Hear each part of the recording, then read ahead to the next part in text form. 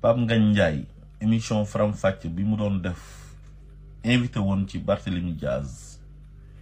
bi mu jeexee dafa am benn extrait buñ ci dagg dugal ko ci réseaux sociaux yi. Je rappelle que ne man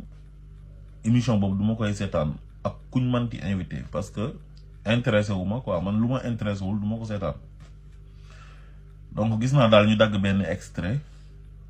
muy riposté waat encore di répliquer di wane ne mbir yi buñ ci boole bàyyi nee na loolu moom yëngalu ko parce que moom il est fier. Loolu moo tax ma koy tontu. Pape Ngagne Ndiaye Ousmane Sonko baayu jàmbur la. Comme yow bu kenn laalee sa papa daf lay métti ndax 72 heures yi booy ñu ngi doon teg Ndaga Njaay beeg yooyu mooy Ndaga yàqal na may nelaw xëy na loolu moo la métti ba ne buñ ci boole bàyyi. Yow ki nga toogoon di ko défendre di Badara Gadiaga naan li mu wax dara nekku ci bàyyi jàmbur lañ ko wax muy Chouaïbou ak Mohamed ak ñeneen ñoo xamante ni Ousmane Sonko moo leen jur. Comme yow ni ngay déggee ak di gis ci réseaux sociaux yi ñuy wax sa papa dara di Pa Boukounta Ndiaye di teg woyam bu tudd Ndaga Ndiaye mu nekk woy boo xam ne buñ ko décortiquer lu mu ciy wax dara baaxu ci dara rafetu ci. Comme loolu moo la métti doomi Ousmane Sonko yi ñoom it bu ñu toogee ci télé bi yéen ngeen recruter seen benn chroniqueur insulteur, un vaurien, un trafiquant de BFM di Badara Gadiaga teg ko ci seen plateau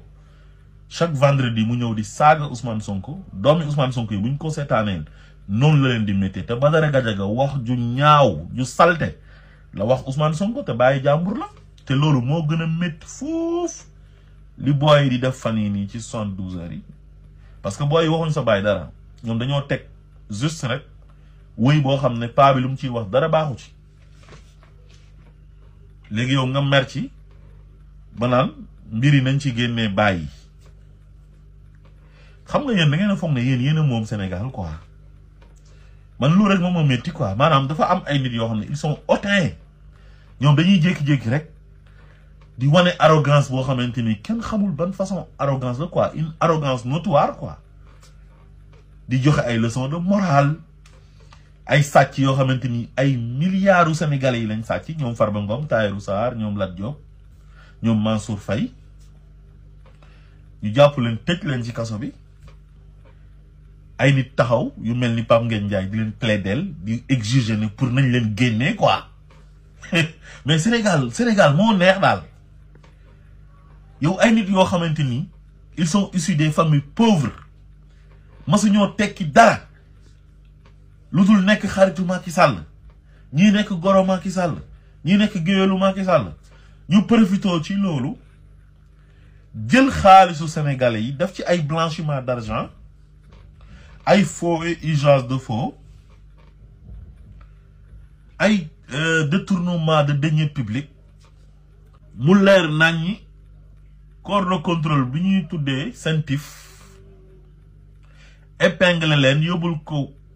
pôle judiciaire financier ñu jàpp leen tëj leen ci kaso gi parce que mënuñoo justifier xaalis bi nga xamante ni moom lañ am di ay milliards ñooñu di joxe ay caution ay 300 et quelques milliards ñu jàpp leen yow nga taxaw en tant que sénégalais jàpp ne yow da nga am importance ci dëkk bi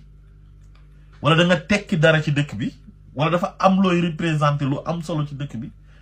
ne sàcc yooyu nañ leen bàyyi. Te boo demee Rebeuss fekk fa ñu sàcc téléphone ñu tëj leen ñu sàcc ginaar ñu tëj leen. Léegi milliardaires yooyu nga taxaw di leen plaider te waxoon na ñi nga xamante ni defuñ dara ñu ngi ci kaso yi ñu tëj leen ñoom nañ leen bàyyi. Te bi fi Macky Sall nekkee di persécuter Ousmane Sonko ak waa Pastef di leen tëj yoo xamante ni teguñ ko ci yoon di raaful waa Pastef yi parce que dañoo sol ay t-shirt Ousmane Sonko seen fond d'écran Ousmane Sonko moo ci nekk dañoo sant Joola di jiñ ñi ay rebelle ay force spéciale ay terroriste jàpp leen entassé leen ci prison yi plus de 2000 jeunes ak ay mères de famille ak ay pères de famille ay jigéen yu ëmb ñoom Thioro Mandela ay nit yoo xam ne publication la ñu def ci Facebook comme Fadilou Keita j'espère qu'ils n'ont pas tué mon frère Fara Fleur maintien rek Ousmane Diagne Imodji la dugal Papito Kra yàlla na ko yàlla yërëm mu doon def revue de presse di kaf di ree ñooñu ñëpp ñu jàpp leen tëj leen te yow mosoo génn wax na ñooñu nañ leen libérer parce que defuñ dara ngay défendre yow ñoo xamante ni l'argent du contribuable sénégalais lañ détourné ñoom léegi nga ne nañ leen génnee ñu jël xaalis boobu tam toog seen kër di noos léegi sénégalais yi toog ñoom ci pauvreté di leen rey buñ feebaree duñ mën a faju dëkk àll yi am problème mu ndox am problème mu ay tali am problème mu case de santé mais yéenay ñan laay laajte yéen lan ngeen foog yéen moom Sénégal loolu kenn du ko fi nangoo gis nga bu ngeen jàppee ne yéen moom Sénégal vous vous trompez lourdement parce que bu ngeen génnee di défendre ay saaga katu ndey yuy saaga le premier ministre du Sénégal di défendre ay sàcc yoo xam ne nii ils se sont enrichis illicitement di défendre ay raykatu nit ñun danañ génn yéen tontu leen ba mu saf-sap wan leen ne leen Sénégal moomu leen ko yéen vous vous prenez pour qui yéenay ñan yéen billahi wallahi watallahi mënu leen fexe teg nit ñi pression ba ñu dellu ginnaaw reddition des comptes day continuer par force ku fi sàcc xaalis danañ la jàpp tëj la ci kaso bi boo mënul justifier xaalis bi ku fi rey nit buñ la identifier danañ la jàpp tëj la ci kaso bi mooy ci événement yi fi amoon 2021 ba 2024 te ngeen doon jàppale Macky Sall muy dal ci kaw sénégalais yi di leen toroxal di leen jàpp di leen tëj di leen rey di leen torturer képp ku ci laale ci torture yi ci rey yi ci banditisme d'état bi amoon sous Macky Sall dinañ la traquer te dañ lay jàpp tëj la ci kaso bi te mënu leen ci tous yéen vous êtes des traîtres nekk biir Sénégal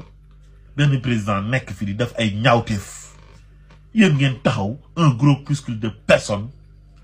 naan da ngeen di défendre ay délinquants financiers ay insulteurs publics comme Badara Gadiaga ngeen jàpp na ñun dañuy toog di leen seetaan Ousmane Sonko di bàyyi jàmbur ñu saaga ko saaga yu bon yu ñaaw nga ñëw di minimiser saaga yi naan nañ bàyyi kooku